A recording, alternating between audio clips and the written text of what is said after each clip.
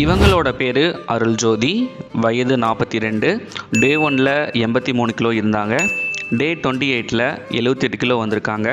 1 மந்தில் 5 kilo weight loss பண்ணியிருக்காங்க. அடுத்ததாக கனிமொழி மேடம். வயது 25.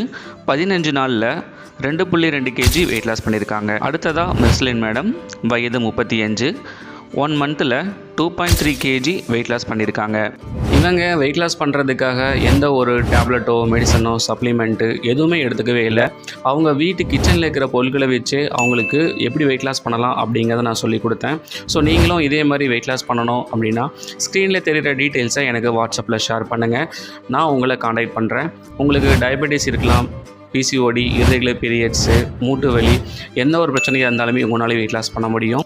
ஒரு ஃபாலோஅப்பு, கைடன்ஸு, மோட்டிவேஷன் இதெல்லாம் எதுவுமே இல்லாதனால தான் உங்களாலேயும் வெயிட் லாஸ் பண்ண முடியாமல் ரொம்பவும் சிரமப்பட்டுருக்கீங்க.